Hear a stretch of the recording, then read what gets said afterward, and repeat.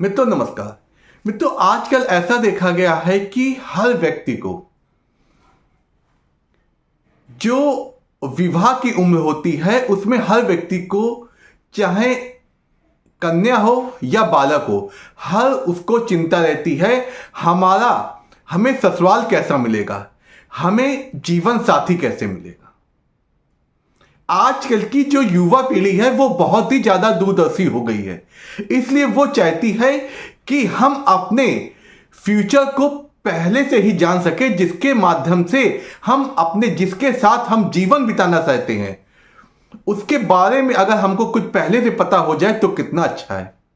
हर व्यक्ति चाहता है हम सुखद वैवाहिक जीवन जिए, और हर माँ बाप चाहते हैं मेरे बच्चे की, मेरे संतान की शादी अच्छी हो। विवाह कन्या है तो उसका वर अच्छा मिले, अगर बालक है तो उसके लिए वधू अच्छी मिले। और ये बात होना और संशय होना बहुत स्वाभाविक, बहुत ही अच्छा है। आजकल ज्योतिष ने इतनी तरक्की कर ली है कि आप पहले से 100% नहीं तो 80 to 85% आप ये जान सकते हैं हमारा होने वाला, हमारी बेटी का या पुत्र का होने वाला ससुराल कैसा होगा, और जो इससे जीवन साथी जो जुड़ने वाला है वो कैसा होगा। आप कुछ अगर सावधानी या होशियारी कर सकते हैं तो उससे आपको ये चीजें आसानी से पता लग सकती हैं। उसके लिए आज मैं आपको आपकी हाथों की रेखा के माध्यम से बताऊंगा। आप हाथ को देखकर आप जान सकते हैं सामने वाले का जीवन साथी कैसा होगा और सामने वाले का स्वभाव कैसा होगा। आज मैं इस वीडियो में आपका बताऊंगा कि आपको गवर्नमेंट जॉब करने वाला वर या वधू मिलेगी कि नहीं, आपको जो आपका जीवन साथी होगा उसका स्वभाव कैसा होगा। कुछ रेखाओं से हम आसानी से जान सकते हैं, और इसमें कुछ चर्चा ये भी करेंगे उनका प्रेम विवाह होगा या अरेंज मैरिज। इसलिए आप हमसे वीडियो के अंत तक जुड़े रहिए, और मैं आपको कुछ ऐसे उपाय भी बताऊंगा जिससे आपकी अगर हाथों में कुछ दोष भी है वो दोष मिट सकता है, क्योंकि आजकल ज्योतिष ने बहुत तरक्की कर ली है। आप हस्त रेखा के माध्यम से आप ये चीजें जान सकते हैं, क्योंकि ये हाथ होते हैं, ये हमारे ब्लूप्रिंट होते हैं हमारे जीवन का। अब मैं आपको बताऊंगा कि कन्या के लिए कौन सा हाथ देखना चाहिए और बालक के लिए कौन सा हाथ देखना चाहिए। ऐसा है कि विवाह के लिए दोनों हाथ देखना अति उत्तम रहता है, लेकिन विवाह के लिए बायां हाथ देखा जाता है। कन्या के लिए कन्या जो होती है वो अपना बायां हाथ दिखाती है, और जो पुरुष वर्ग होते हैं वो अपना दाहिना हाथ। लेकिन अगर दोनों हाथों को देख के अगर उसका परीक्षण किया जाता है, ये अति उत्तम होता है और आप सही नतीजे तक पहुंच सकते हैं। अब देखिए, जैसा कि हम जानते हैं कि जो बुध पर्वत होता है वो विवाह का कारक पर्वत कहलाता है, और जो ये बुध पर्वत पर जो नीचे हथेली के नीचे से जो रेखाएं होती हैं, ये रेखाएं वैवाहिक संबंध को दर्शाती हैं। ये देखिए, जैसे चित्र में आया, आपको हम चित्र के माध्यम से जो भी हमने बोला है, अगर कुछ समझ में नहीं आता है तो चित्र के माध्यम से आपको बिल्कुल क्लियर हो जाएगा। इतने तो आप वैसे समझदार हैं। अब किसी के हाथ में एक रेखा होती है, किसी में दो भी हो सकती है, किसी में तीन, किसी में चार से अधिक वैसे बहुत कम हाथों में देखी गई हैं। जो इनमें से जो सबसे बड़ी रेखा होती है वो विवाह की रेखा होती है, और जो छोटी छोटी रेखा होती है वो अट्रैक्शन रेखाएं होती है। जैसा कि मैंने पिछले वीडियो में भी बताया है, इन अट्रैक्शन रेखाओं का मतलब होता है कि आपका किसी से मित्रता हो जाना, ये छोटी छोटी रेखाएं दिखाता है, और जो बड़ी रेखा होती है वो हमारे वैवाहिक संबंध को दिखाती है। अब हम अगर अपनी कन्या या बालक का अगर विवाह करने जा रहे हैं तो हम पहले जो सामने वाला उसका लाइफ पार्टनर है उसके पहले हाथों की ओर नजर डाल ले। इससे हमको कुछ आइडिया हो जाता है। अगर उसका हाथ छूने पे से सॉफ्ट होता है और हल्का लालिमा लिए हुआ है तो समझ लीजिए वो स्वभाव का बहुत कोमल होगा, नर्म होगा और वो बातों को अच्छे से समझने वाला होगा। ये हाथ आपका कैसा चरित्र है, आपका कैसा स्वभाव है, इसके बारे में बता सकता है। अगर वही हाथ अगर टफ है तो आपके स्वभाव में और आपकी भाषा में कुछ टफनेस होगी, कुछ आपकी रूड हो सकती है। इससे हाथ की जो प्रकृति होती है इसके माध्यम से हम ये जान सकते हैं कि सामने वाले का स्वभाव कैसा होता है। हर व्यक्ति चाहता है कि उसके लाइफ पार्टनर उसको समझने वाला और उसका स्वभाव नर्म हो।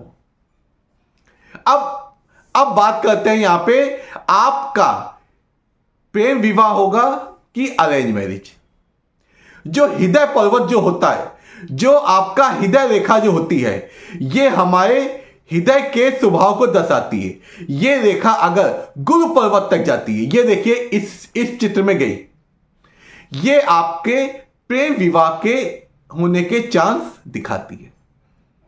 अगर दो मुखी हो जाती है और ये आपके शनि पर्वत और देखिए जो आपका गुरु पर्वत इसके बीच में जो है, ये देखिए इस रेखा में, ये आपको दर्शा रही है आपके प्रेम विवाह, यानी आपकी मनचाही विवाह आपका होगा। अगर आप अरेंज मैरिज चाहते हैं तो आसानी से अरेंज मैरिज हो जाएगी। अगर आप लव मैरिज चाहते हैं तो आपकी लव होगी, क्योंकि ये जो रेखा होती है बहुत खुशनसीब और 50% लोगों के हाथ में होती है कि उनको मनचाही विवाह करने का मौका मिलता है। और अब बात करते हैं कि आपका जीवन साथी सरकारी ओहदे पे तो कार्यरत नहीं है। अगर आपकी विवाह रेखा जो मैंने आपको बताई बुध पर्वत पर, ये रेखा सूर्य रेखा से, यानी सूर्य पर्वत पे जो रेखाएं होती हैं, जो सूर्य रेखा होती उससे अगर टच हो जाती है तो समझ लीजिए आपका जीवन साथी सरकारी पद पर, उच्च पद पर कार्यरत होगा। आपको सरकारी महकमे से बहुत ज्यादा सपोर्ट मिलेगा इस रेखा से, ये क्योंकि सूर्य जो रेखा होती है वो सरकारी क्षेत्र, सरकारी ओहदा से संबंध बताती है। अगर आपकी सूर्य रेखा है, सूर्य रेखा से विवाह रेखा जुड़ जाती है, स्पर्श करती, हमने कहा है, अगर काटती है तो ये सही अच्छा संदेश नहीं होता है। लेकिन अगर सिर्फ स्पर्श करती है तो आपका 100% आपका सरकारी ओहदे पे कार्यरत आपको लाइफ पार्टनर मिलेगा। अब बात करते हैं कि आपका संबंध कैसे चलेंगे। आपका कलहपूर्ण वातावरण तो नहीं रहेगा। शुक्र पर्वत देखिए, जो आपकी जीवन रेखा से घिरा हुआ होता अंगूठे के नीचे वाला भाग, अगर ये उठा हुआ लालिमा लिए और सॉफ्ट है और इस पे कोई अगर चिन्ह नहीं है तो समझ लीजिए आपका जीवन साथी से जो लाइफ पार्टनर होगा आपको सारी सुख सुविधाएं देने वाला होगा। जीवन के लिए, अच्छा जीवन जीने के लिए जो भी आपकी चीजें होती हैं वो सब मुहैया कराता है। इसका मतलब आपको धन, लग्जरी और अच्छा बंगला, कार, ये सारे सुख आपको प्रदान करेगा, क्योंकि ऐसे व्यक्ति को ससुराल बहुत अच्छी मिलती है। अगर इस पर्वत पर, शुक्र पर्वत पर अगर हॉरिजॉन्टल रेखाएं होती हैं, देखिए इस चित्र में लेटी हुई रेखाएं होती हैं, ये शुभ संदेश नहीं होता है। ऐसे व्यक्ति का जो वैवाहिक संबंध होता है आपका कलहपूर्ण होता है। आपके संबंधों में खटास बनी रहेगी। आपके में धन का आवागमन बहुत तेज होता है। आपका धन आपके पास रुकता कब है।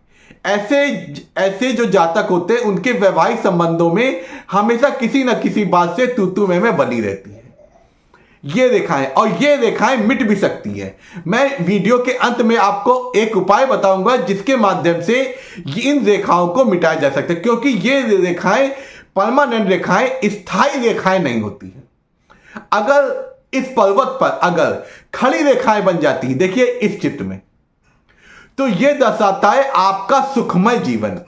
ऐसे ऐसे जातक का वैवाहिक संबंध बहुत मधुर होता है, उसके लाइफ पार्टनर्स की उसकी अंडरस्टैंडिंग बहुत अच्छी बनती है।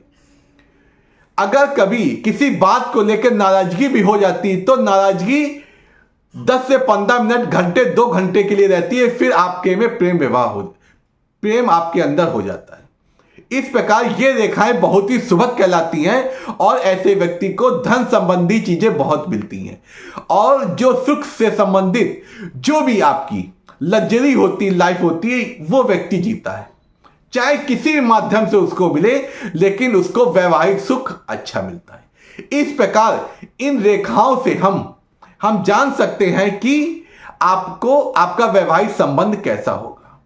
अब आप, जैसा मैंने आपसे वादा किया था, मैं आपको एक विशेष सूत्र के बारे में बताऊंगा, एक विशेष रेखा के बारे में बताऊंगा जो अभी तक आपने किसी वीडियो में नहीं सुना होगा। अगर आपकी जो वैवाहिक रेखा है, जो विवाह रेखा है, जो बुध पर्वत तक है, ये अगर आपके हृदय की रेखा की ओर हल्की सी जुट जाती है, हल्की सी टर्न हो जाती है, तो ऐसे व्यक्ति को ससुराल के प्रति मोह रहता है और ससुराल वाले भी उसको बहुत ज्यादा अहमियत देते हैं। ससुराल वालों से उसको बहुत ज्यादा उसके संबंध अच्छे होते हैं और ससुराल वालों से बहुत सपोर्ट मिलता है। यहां तक कहा गया है कि उस व्यक्ति को बहुत ही ससुराल अच्छी मिलती है, उसके सास ससुर उसका पूरा खर्चा उसको इस तरह ऐसे ट्रीट करते हैं जैसे उसके माँ बाप, और उसको अपनी संपत्ति देने के भी योग बनते हैं। और अगर यही विवाह रेखा अगर इसके हृदय रेखा से अगर विपरीत दिशा में टर्न होती है तो आपकी उतनी आपके ससुराल वालों से दूरियां रहेंगी, उतना आपके ससुराल वालों से उतना अच्छा आपका प्रभाव नहीं रहेगा।